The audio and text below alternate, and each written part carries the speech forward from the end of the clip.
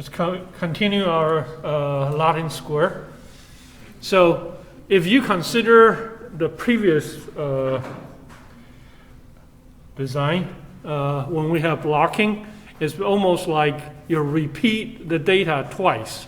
First time you look at the car, and then second time you look at the tire.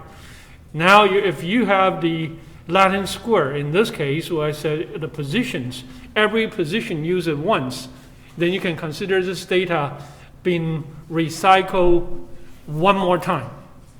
So it's almost like you have a square. First time you look from the top to the bottom to see the contrast. Second time you're looking from the tire perspective. And the third time you're looking at the location. So here are the data. How many tires do we have? A, B, C, D, right? So I can just have tire A, B, C, D, and then 16 number, a line for the A, B, C, D. And I can align the data for car. So I can align the data for 1, 2, 3, 4 as 4 treatment. And I can align for the positions as position 1, 2, 3, 4. So basically, you can rearrange this data. Every time you rearrange the data, what I'm trying to say is this. Excel.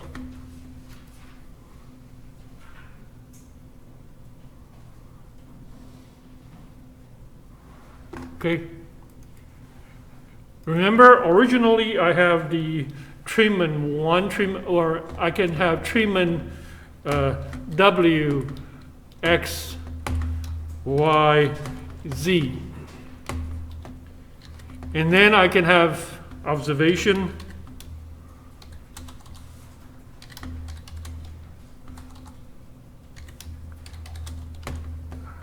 whatever I consider observation. So I said I have tons of observation here, and then paste special value, and then let's use the percentage to make it look easier. So if I have the data set look like this, what do? You just say that, okay, I can calculate the 4 treatments, sum of square, right? Or I'm doing right now is saying that, but this 4 treatment, I can consider that, oh, it's due to the the location, position 1, 2, 3, and 4.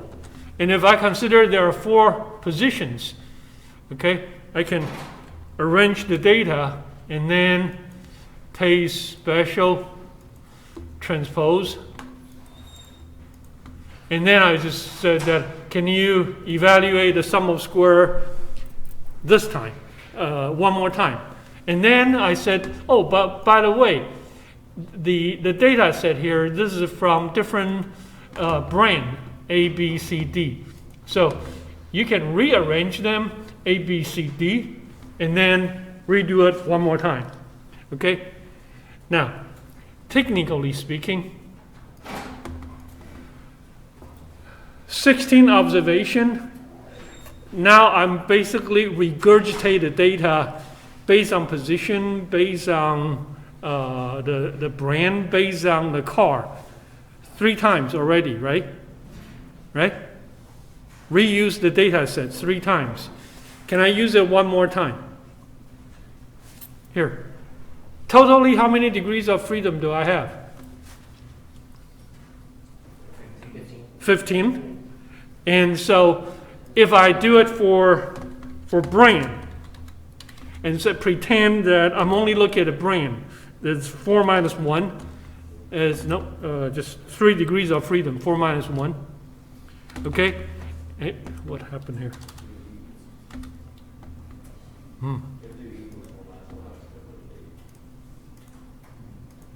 Okay. And then I said I look at a different car as a block, use 3 degrees of freedom. And now I'm saying I'm using the positions. Okay? How many degrees of freedom I can use? 3. So do I still have anything left I can use? 6. I still have 6. So technically I can run one more time. The only things you have to worry is every time you said, oh, I'm going to look at it this way, I'm going to look at it this way, I use another 3 degrees of freedom. Sooner or later, there's nothing left for the error term. And the other way to do it, I'm just going to show you it's called Graco, Latin square. Okay, and here is the typical Graco looks like. Okay, so you see, in the okay, let me use this one. It's easier to read. Okay, so see the A is what? B and D and C and A. So capital A, B, C, D is dominating the subdiagonal. Can you see that? And when you're using A happen in here, here, here, here. Every location use it once and only once. So even out. Now look at alpha, beta, gamma. It's the same things. They're basically saying that, oh, I will have alpha here. I'll have alpha. So every time you kind of like just alternating the whole things one more time. And why they're doing this is based on the assumption, okay? There's no interactions, okay? And if there's no interactions, I can look at everything's kind of in an additive way. And what do I mean by that? Actually, here's a good point. We're going to talk about factor analysis by the end of this week. So let me give you my versions of what is interactions. Okay.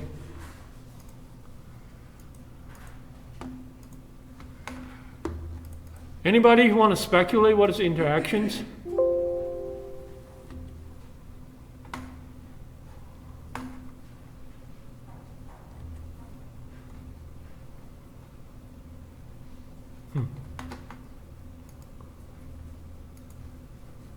I just wanted to have a new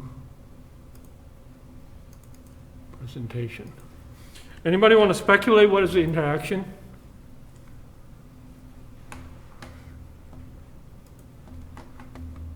Do you think that for system engineering, we'll study everything's in an additive way?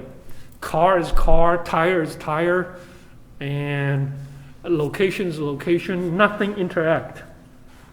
Or sooner or later, everything interact with everything else. Right? If there's no interaction, the world is too easy. You don't have job security, right? But at the same time, if everything's interact with everything else, then how to dissect that? That's the problem.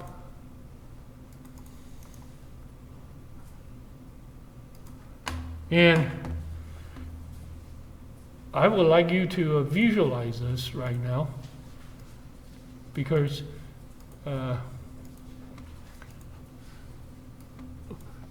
this relates to why we're doing the regression and the other stuff. Let me just have 2 lines, okay?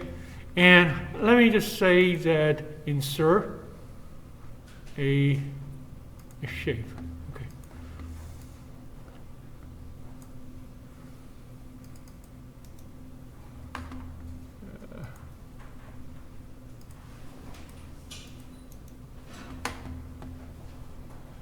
Send to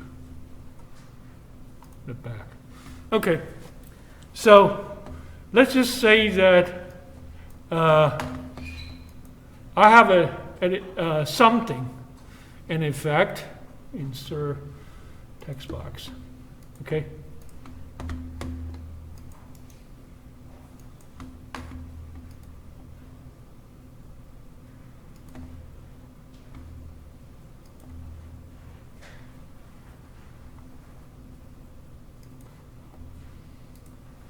And let's say this is a card effect or whatever, something I care about.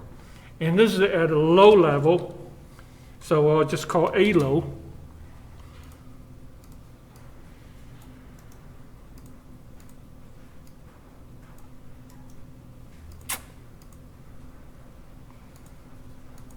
Okay, it's hard to control this.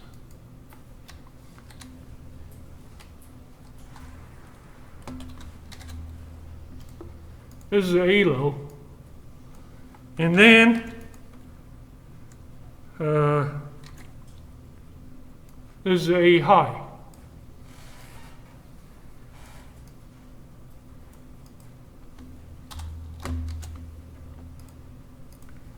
And so this is about, say, some effects I'm interested in. A low, A high, and the performance look like it's increasing, right? So I know that whatever I change from A low to A high, my performance increased. Okay? And that will be good things. And of course, could be, decreasing. But here, suppose that I said that I have another effect or something I'm interested in, and this is another factor, okay? And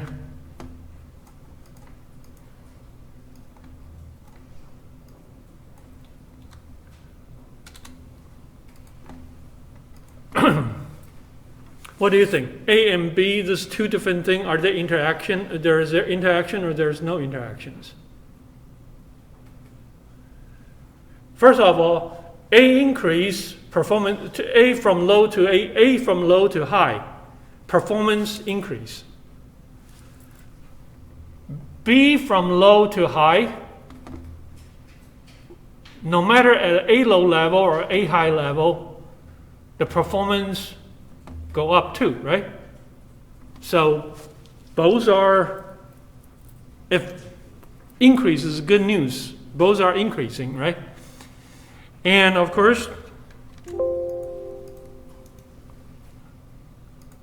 I can have another one, and this time I can go the other way around. I'm just making up all the story because the data will tell us this. What does this one tell you? A move from low to high will improve the performance only at what kind of conditions? When B is low. Huh? B is low, then there's an improvement. But A is high, there's no improvement. Agree? What if it looked like this?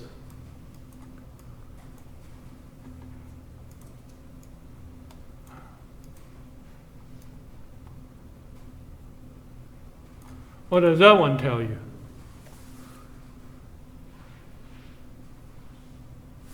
Even though this is a 2x2, but it will exhaust every possible logics you can think about.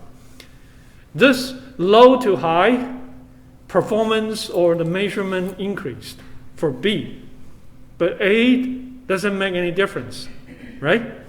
So in reality, I can duplicate the plot and just not, rather than plotting this, I can plot the other way around. What I'm saying is I can make this is A, this is B, and still talking about the same story. Okay? And first of all, this is just saying that A change or B change, something about our measurement changed. Okay? But in this case, you can see that I can look at them log B at low level, what happened AL to AH. Log at B at high level, what happened to AL to AH. Log at low level, what happened from BL to BH, or log from high level, what happened to BL to BH. Okay? And if the world looked like this, will be just like our Latin square. Look at everything's, hey, I look at the picture this time, this way, and then reshuffle everything's and look at them one more time. Can someone ask the questions for me here? When I evaluate, or when you do your homework, when you try to evaluate the blocking effect of the Anova, of the blocking effect, or the tire, the car effect, or the tire effect, doesn't matter which one you organize or to calculate first. Does it change anything if you evaluate a row first or column first? Will that change your sum of square? So the things we're trying to say here is that they are independent. And if they're independent computationally, you can evaluate them in the, without a sequence. So put that down on your cheat sheet, okay? Statistical independence. What is statistical independence? You will be asked those questions as many times. What is statistical independence? Statistical independence means that the joint probability Pxy, x and y, equal to Px times Py.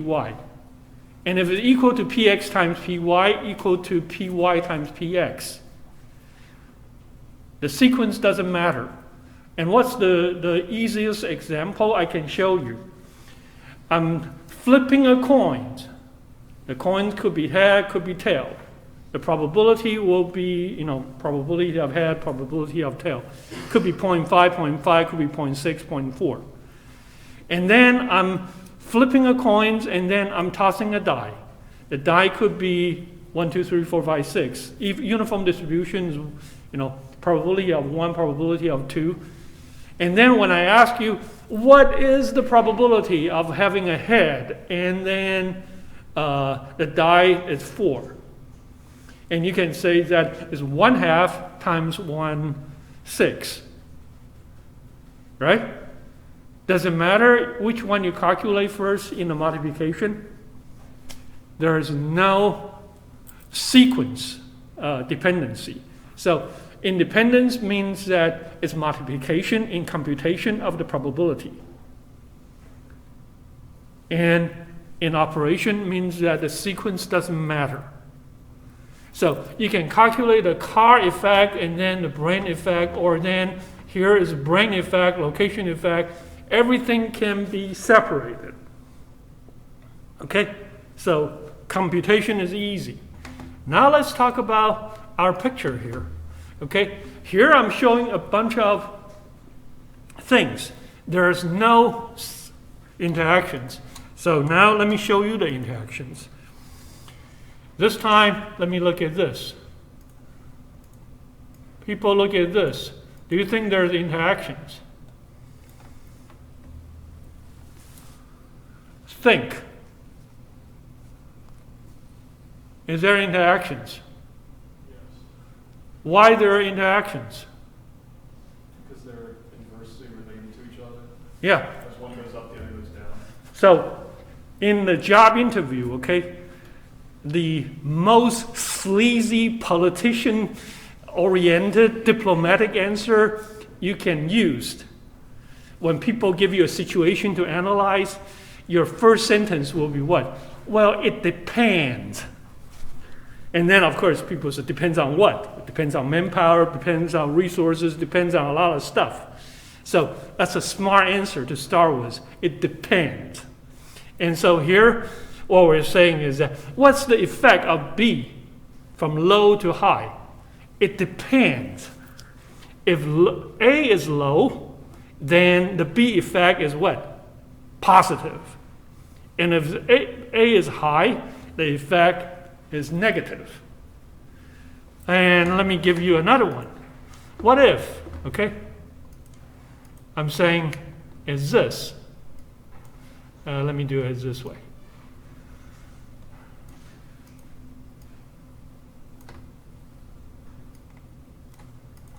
Okay? Is A effect and B effect independent or not independent?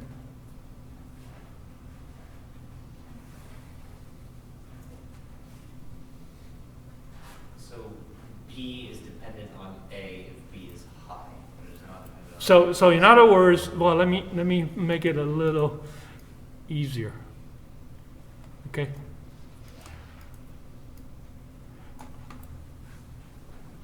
A effect from low to high is always positive. But the rate of increasing depends on the B. If B at a low level, the improvement is tiny. But if B at a high level, it's not tiny. Agree? Okay? So the only reason I'm playing this is kind of brainstorming, because how many different possibilities you can come up with, as many as you want. Okay? And you can look at this and say, oh, is there interaction? There's no interactions. So now I'm turning it back. If there are interactions between two effects, means that they are not dependent. They are not independent. A mingle with B, causing a lot of troubles. So graphically, I already talked about dependence, independence based on multiplication, based on the sequence does not matter. But here I'm trying to ask you, graphically, how did you know two things are independent or not independent? Can someone summarize really, really sharp, just one phrase, and said, Simon, no big deal. Just look at this. That summarize what is independent. There's interaction or there's no interactions.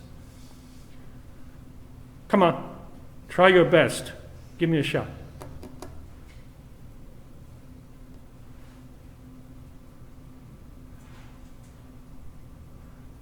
People want to hire the sharp people, can summarize really quick. Sharp. Be sharp. Summarize it. What did you see? What we just analyzed in general, you just one look, you will say that, okay, here is the gamma rule. If you see this, independent. If you don't see this, dependent. Interact. There is no intersection. Huh? If there is no intersection, then it is. Very good. Young man, what about you? Want to say the same thing? Yeah, I was gonna say if there's some kind of like proportional relationship between the two where they. I'll say it the opposite way. Okay? Parallel. Whenever you see parallel, I don't care is this kind of parallel or this kind of parallel, even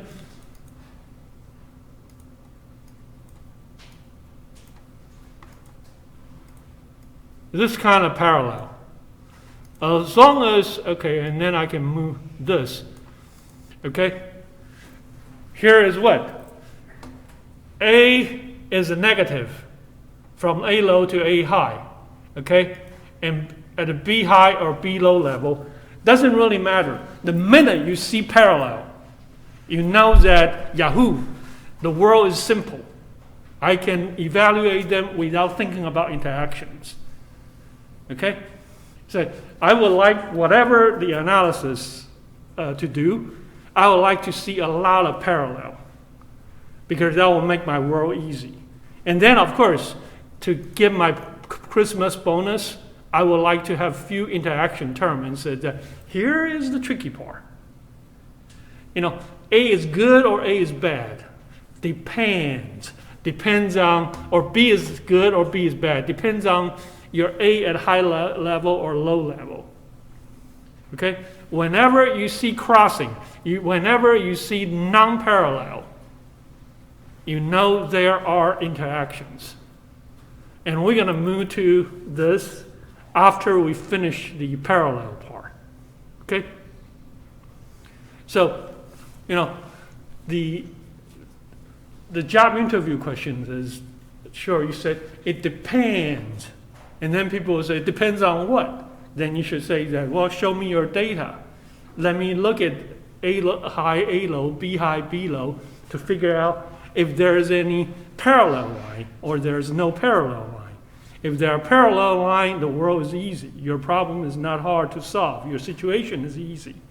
Whenever you see the non-parallel line, you start saying that it depends. Okay? Depends on what? Here is the part we need to solve. Okay? And to do this is our goal for factor analysis. Let's need to come back to solve the simple one. Okay? So in this case, I reorganize this 3 times, and then I find the Anova table. Okay? And here, when I look at this Anova table, the error term is the same, but then I know that the p-value here is saying what? Position is not important. It's not significant. Car is important. Different car is significant, and different brand is significant. This is the F test, right? Using the F statistics 3.6. That's not. That's just mechanics. So you have a spreadsheet, you can get it done. And actually, if you right-click on my the handout I give you, you will find the answer. Okay? How to do that. I think what is important here is to look at this, is the partition of the sum of square. People look at the partition of the sum of square. Which sum of square is the most greedy sum of square? Which one? The error. The error is the greedy sum of square? Why? It's because it has the most degrees of freedom. Well, yeah, but actually that's the opposite. That's the bad news. Well, usually we keep the error as the bad news. Is you want to use which one is few degrees of freedom? Only few shots, but shoot up tons of sum of square. The car. The car, right? Car taking a lot of sum of square. The brand is the second one. Okay, so even though we're doing a simple Latin square partition here, okay, if I ask you if you want to investigate something, okay, you have position block, position effect, you have car effect, you have brand effect. Which effect you think that maybe I can ignore? Or which effect I think I definitely want to study first?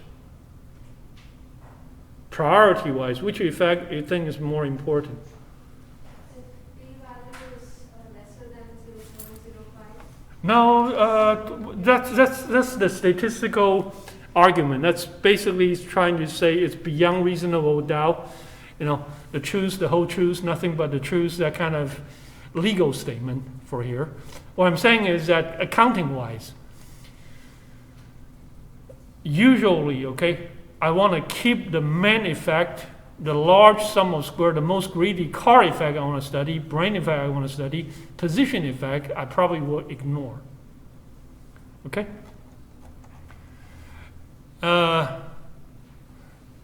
Next, okay? Here is the way I redo this, and you have this, okay? You can calculate the total sum of square, the car sum of square, brand sum of square, and the position sum of square. And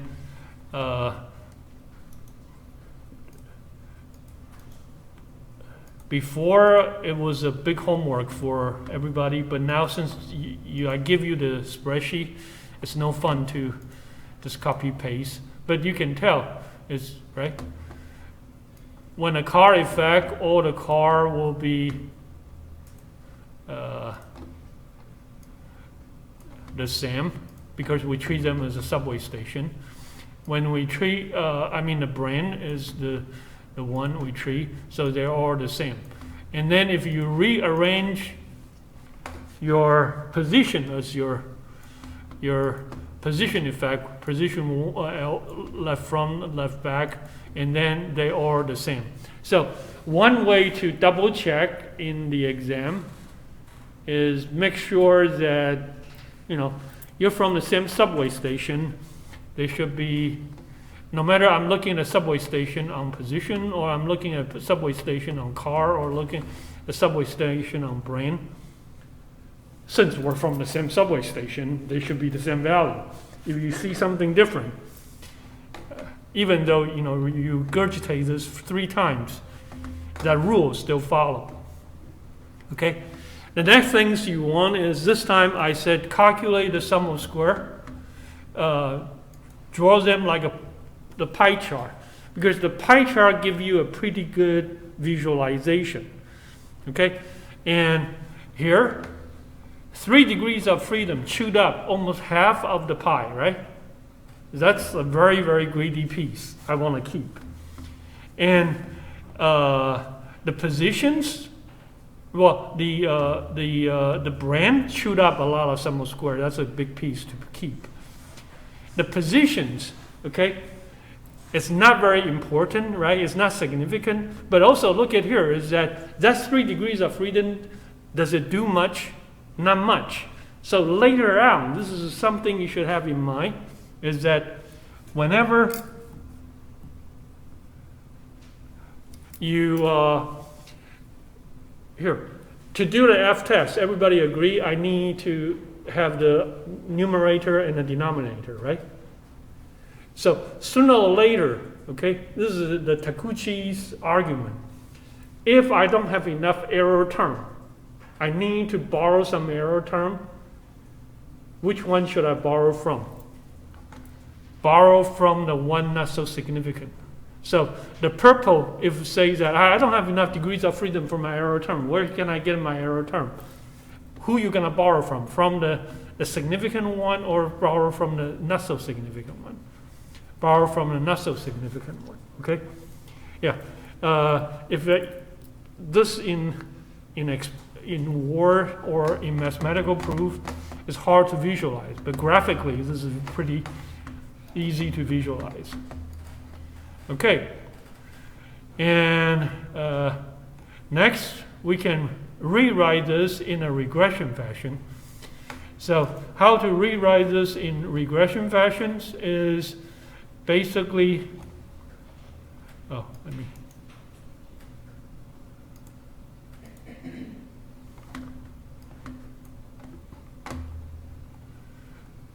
do it this way. So you still have your, every time you can say that, oh, I have my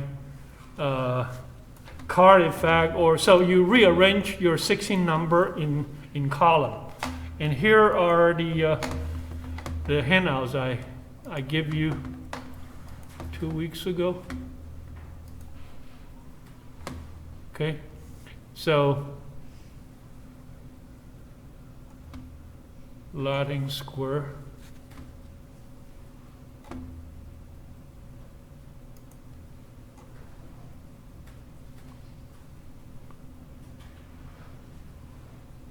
Okay, let me do it one by one. RCBD.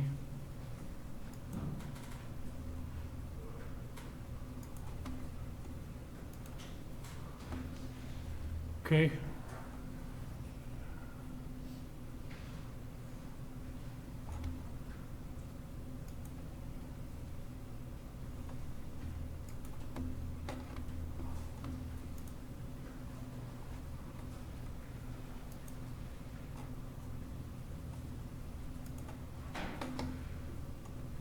Computationally, it's no different from what you'd already done before. Okay? And I'm just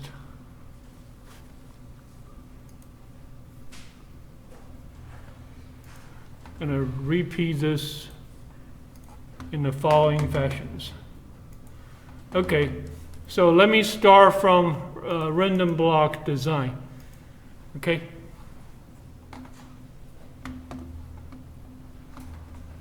So in the random block design, you're still doing the same things. First, you need to have an intercept row, agree? I mean intercept column, agree?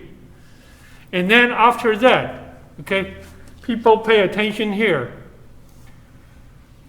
I have 4 different tire. I have 4 different tire, but how come I only have 3 row of tire variable? But because I can call one of the tire as my baseline 0, 0.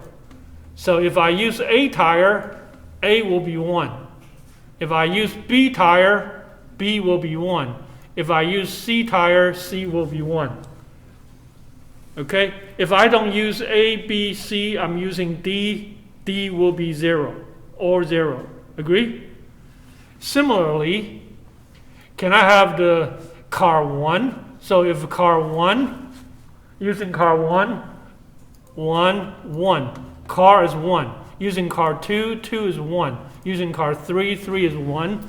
And of course, if it's not car 1, car 2, car 3, it's car 4. 4 is or 0. So here is the basic tricks. Okay? 4 tire. How many column do I need to have? 3. Because I use up the 3 degrees of freedom. 4 car I have. I should use 3 dummy variable. And then now I rewrite the 16 observation as it is. So totally, how many columns do I have? 7 plus y. And then, of course, what you do is what? You copy this, paste, transpose.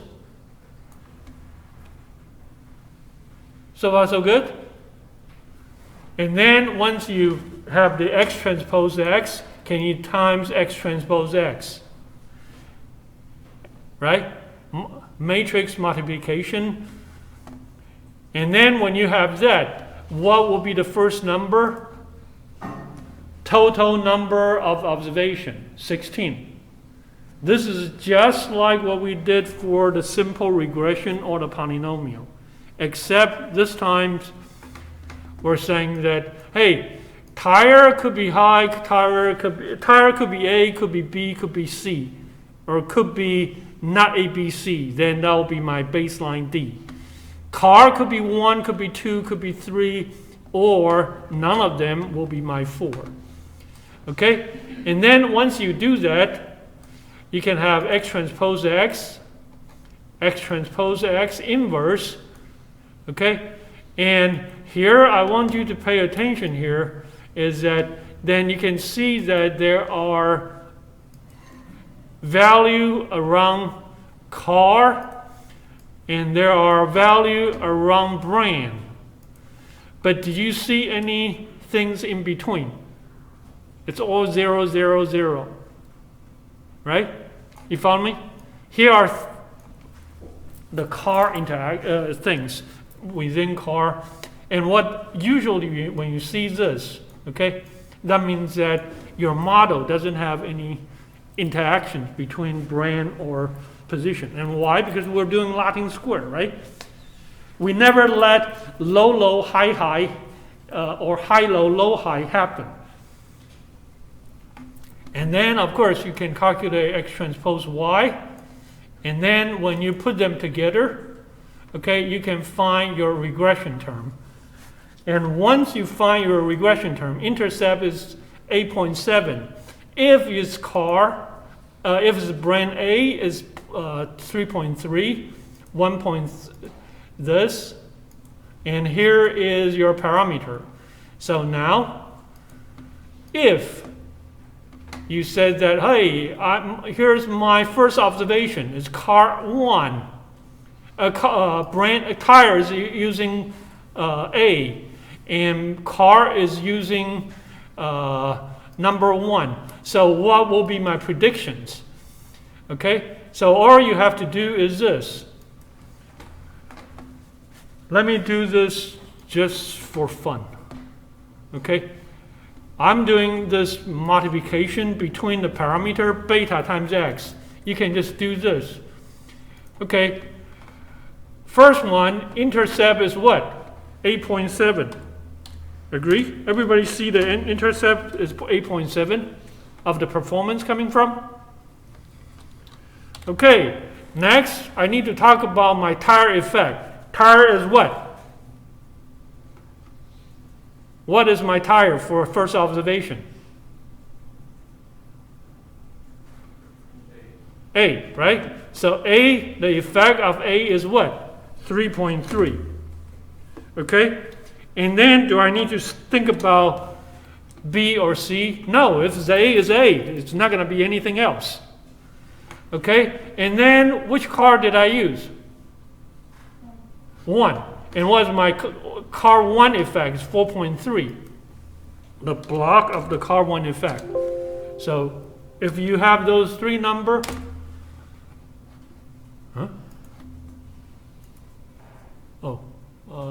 I got it wrong here. It's not 87, it's 8.7. Okay, so my prediction, okay, should be 16.3, and yeah, here is, I run it up. If you use this one, let me redo it, equal to this guy plus car A, brand A, and then effect this. I get my 16.189 or 1A. Let me increase it a little bit. Okay, so everybody see where this prediction coming from? Yeah? Yeah? So why I'm doing it this way? Because this is later on, we can code very, very complex situation just by doing this. So similarly, what will be this one? This one will be 8.7 plus what? Minus the C effect, negative 0.2. And so now you can get all your prediction value out, right? Agree? And then, of course, your error term will be what? Your observation minus your prediction. That will be your error term. So once you do that, what will be your sum of square error? Your sum of square error is all the error terms combined. Agree? And then, of course, I can calculate my tire effect, only tire times my part. And then I can calculate my brand effect, only the brand part. And so I can figure out my sum of square of my tire effect, sum of square my brand effect, and of course, what will be my model if I only have two things? My tire effect plus my brand effect, that will be my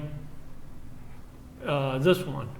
So the total sum of square is equal to the variance times 15 because it's divided by 16. So here, people see what I did? I redo your homework last week rather than using the subway stations analogy.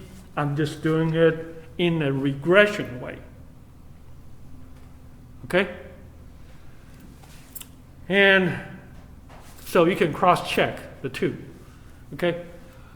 Why I'm doing this? So I can torture you? Because sooner or later, right? We're not just interested in are you high or are you low. We're interested in is what? Okay, so should I go straight forward? Should I turn right? Should I turn left? In order to what? To get better value. So in order to do that, I need to find those values. Okay? Now let me try another one.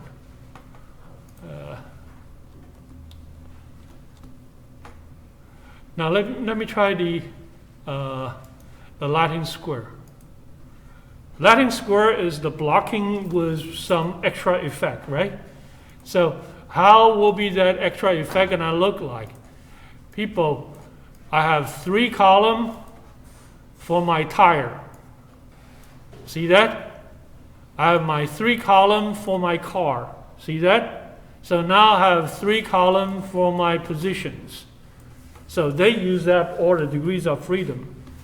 And then you can have your X transpose X to get your X transpose X matrix. And usually, this is the things I check is, hey, I have 16 observations, should be 16. So if the homework, I give you 25, what would be the first value there? 25, right? And can you calculate your X transpose X? Okay?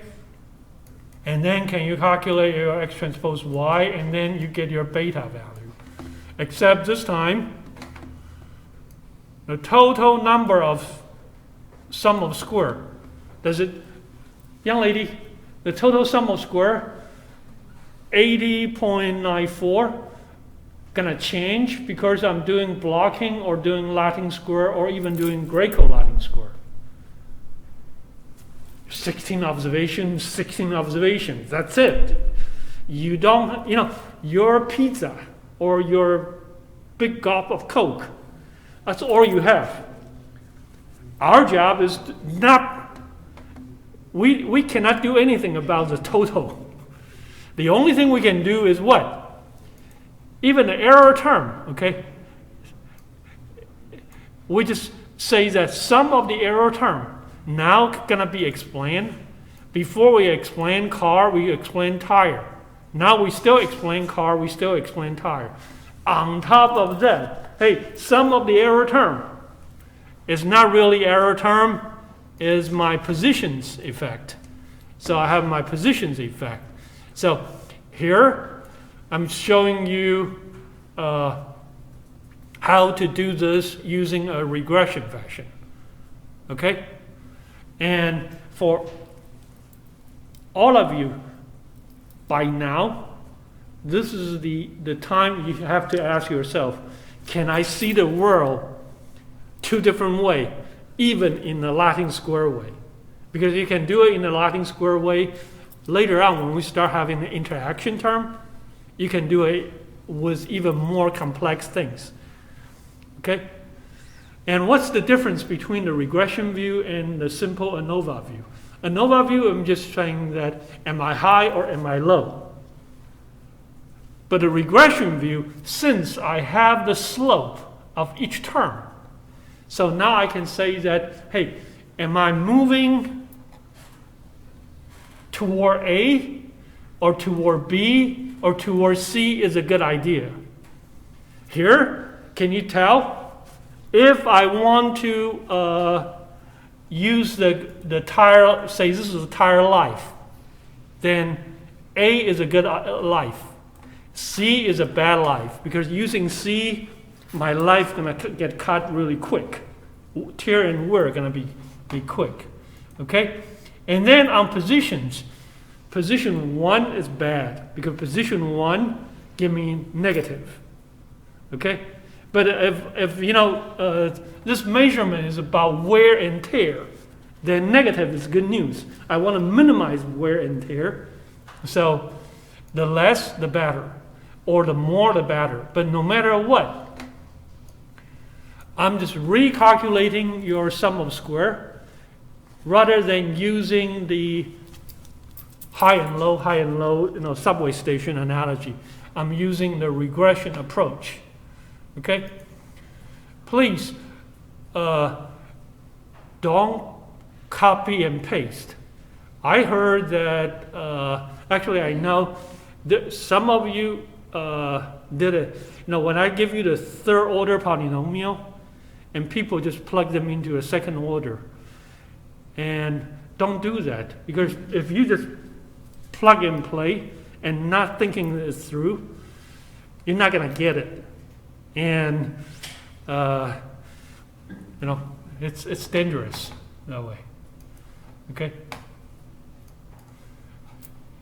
Yeah, I let you double check, right? If you don't get the same answer, you know something's wrong. Okay? And let me show you another one. Thanks. Okay. And this time, I'm doing the variable rather than using the 1, 1, 1. The baseline I'm using is called -1. Okay? And what's the difference between 0 and 1? And see, it's all -1 for baseline here. Okay? So there are two different ways to set up the variable. Okay? And one way to set up the variable is just, hey, 1 here, 1 here, 1 here. Here is, I will have a base block, it's called -1. And it doesn't mean much to you right now, but when we start doing response surface optimization, this means a lot. Here, if I consider I'm in the neutral positions right now, okay, and if I turn right, go right one step, it's called +1. Then if I step to the left, should be what? -1. If I go forward, it's +1. Then step backward will be -1. So the beauty of doing this is when you have a very, very complex response surface, consider this room, okay? This room, right in the middle there is 0, 0, 0. Okay? So every time you can have what? Going up for +1, or going to the ceiling is +1, or going down to the floor is -1. Going to the back door is, say, +1. Going to the door close to me is -1. Going to the right wall is +1. Going to the next wall is -1. So using this approach, I'm basically trying to show you that you already have this topology in mind, is that we're not just doing the regression. We're using the regression to figure out, so what? Who cares? Which way gonna give me the good answer? So you play with this, you still get all your parameter done. And when you get your parameter done, you get your prediction, you get your sum of square. Okay? But this time, you basically try to figure out is, okay, your composition and everything's just like before. So this answer is no different from your previous answer, except I'm just doing it using this kind of +1, -1 options. Why this is important? Because in the, I have a few minutes. System engineer. Do you think do nothing is an option? Yeah. How many of you think do nothing is not an option? When your boss said, what should we do? And people say, oh, we should use option A, we'll get more profit. We should use option B, we'll get, less cost. Can you always have a do nothing options? Yeah? So 0, 0 is do nothing options. Okay? So here, I know probably none of you will take my control class.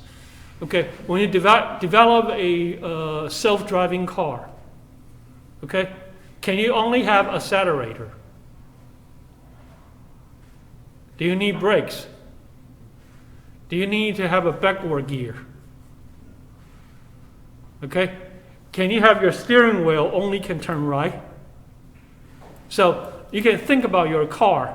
It's the same things. You need to have all the possible control. positive 1, negative 1 in order to do something.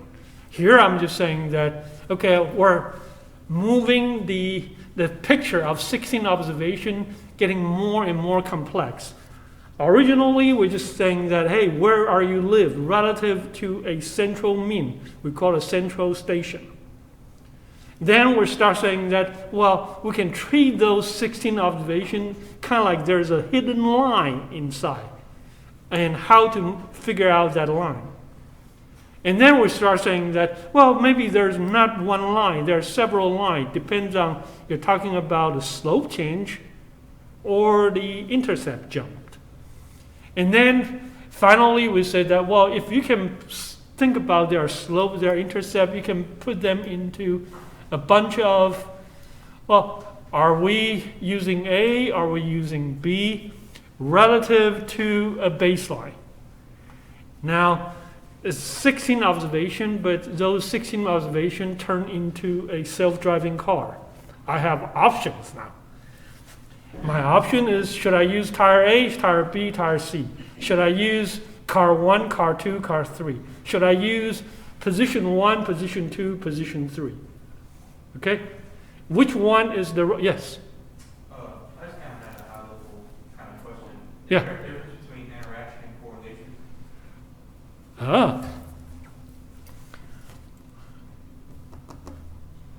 One by one, okay? Slowly, okay? Interaction, when I talk about two things are dependent or independent, those are the concept for interaction, right? How did I define it? Pxy equal to px times py, or exy equal to ex times ey. Expected value or probability? Which one did I use? Probability, right? Tossing a coin, flipping a coin, tossing a die. Okay, so probability is the interaction term. Okay, but when we talk about correlation or coefficients, remember I was talking about the distance, the regressions. So I'm looking at the world from the scatterness. So generally, when people talk about correlation coefficients, they are talking about the scatterness world, and the scatterness world is based on EXEY, okay, not PXPY. And what's the difference between the two? Okay, the correlation, since this is about linear, so a lot of time that we're looking at the XY, okay, and well, imagine this, okay, I'm having a bunch of coins, a penny in my hand. I spread it on the floor. If my force, I learned Tai Chi or martial arts, so my force is very tight, very good control. You just see the coin spread in a strip, right? So you look at the scatterness on the table of those coins. Can you model them as a regression? You probably can. Can you calculate correlation coefficients? No problem, right? Yeah. So now you said X and Y are highly correlated, and X and Y probably are highly independent because they are from the same force. So if you see high correlations and say that Px and Py are highly correlated, therefore they are probably highly dependent. Correct. But let me give you a fun example. Remember, if x equal to r cosine theta, y equal to r sine theta, then I can build this whole thing like a big circle, right? So if I spread the coins, okay, for some magic, okay, they scatter like a big circle. Okay? It is still from my hand, still my magic force. So X and Y are really not dependent, right? It's all because of this force. But you look at that big splat on the floor and calculate the correlation coefficient. Are they correlated or not correlated? If it's a big circle, like a big pancake. Not correlated. So you follow me now? Correlation is afterthought. As you look at what's on the floor. And correlation is based on distance computation. Therefore, x minus x bar, y minus y bar divided by standard deviation. So correlation is very based on what's there. But this independency, px, py is the mechanism, that magic hand in my hand. Okay? And so stochastic process, okay, if you take 5302, it's based on evaluating what's there, what's in my hand. But evaluating what's afterthought, it's on the floor, that is what we're doing. And of course, I probably would rather study the hand, not study the scatterness on the floor. The thing is that in the real world, I already showed you guys, one, we can cheat, right? I can have adding a couple outlier to make correlation happen or not happen. So that's one. The other thing is that a lot of time correlation is very quick and dirty and get it done faster than figure out those probability statement. Probability is harder to study than in this. Okay, and now final thought. The other thing about correlation coefficients is, see here, once I have the beta, the parameter, can I build easy model to say that, go which way my parameter will be positive, which way parameter will be negative. So it can have a very nice cheat sheet done using correlation coefficient for the sense of directions. Okay? And if you go for grad school, I'll say both are important. Understand correlation coefficients, understand what's on the floor. Study the interactions or the source or the force. Is study stochastic process. It's what is in Simon's hand before he done something. Is there any force related? Therefore, cause, effect can be evaluated and understand what's going on.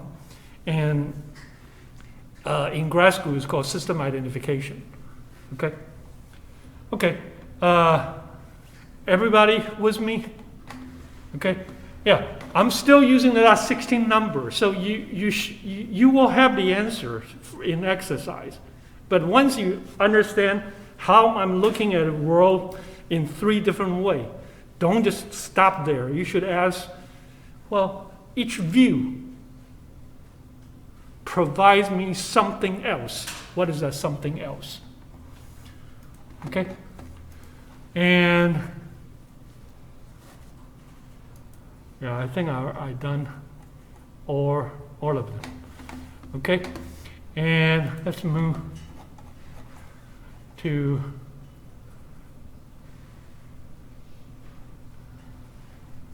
okay. Here is another things that people like to talk about is what we call R squared. How many of you ever heard R squared? Okay, R squared usually means whatever I can explain over the total sum of square. So what we did before, hey, I can explain. It's almost like a percentage. R squared is 0.85. 85.7% can be studied. Or, okay, of course, R squared should be the bigger, the better. But people think about it. Every time you use the R squared, just like I asked you guys talk about a lack of fit and pure error, the minute you start pulling something for your pure error or pull for your lack of fit, are they independent, or you take a little more lack of fit here, you're gonna less pure error there? You take something out from one side, you're going to lose the other side. So a lot of time, what we're trying to do here is called adjusted R-square. The adjusted R-square is saying that, okay, hey, explain this. Oh, I explained it. Oh, explain 60%. Explain this. Oh, I explained another 20%, now 80%. Hey, explain another one, another 10%. So sooner or later, I can explain. The more I explain, sooner or later it will be 100%, right? But is there a price you pay for that? Every time you explain that, you use some of the degrees of freedom from your error term. So here's the things. Let's just say exam is tomorrow, okay? And you only have, 10 hours or 8 hours to study. Would you study the most trivial stuff first, or you will study the most likely going to be in the exam first?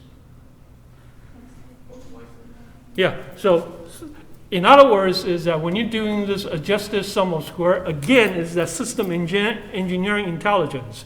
Let me use the large one. Oh, the car got a lot of sum of square. Let me do the car first. Let me do the brand first. And so every time you do that, you said that, well, when I do the total degrees of freedom, how much I use for the car, how much I use for the brand. So I use 6 degrees of freedom. So every time I adjust that by the 6 degrees of freedom. And let me put a position in. Now I use 9 degrees of freedom.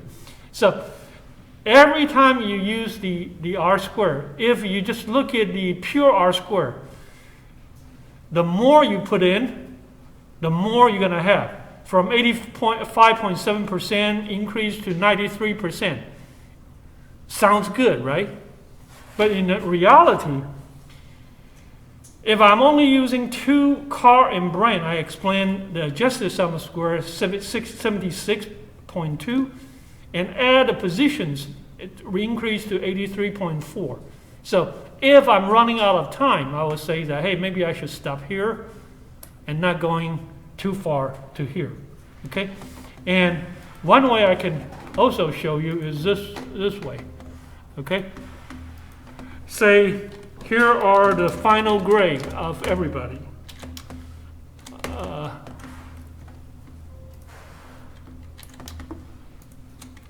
Of this many students. Okay? Pay special. Pay special. Value. No, Control C. Pay special. Value. And then data sort from the good to the bad. Okay? And then here are the total number of students, and here are their grade. Okay? And all I'm care about is that, okay, the school said that, well, this is this is pretty flat. People, if I said that I have to flunk few people, where is the flunk line? Where I put the flunk line, nobody can complain and said, well, it's based on the data.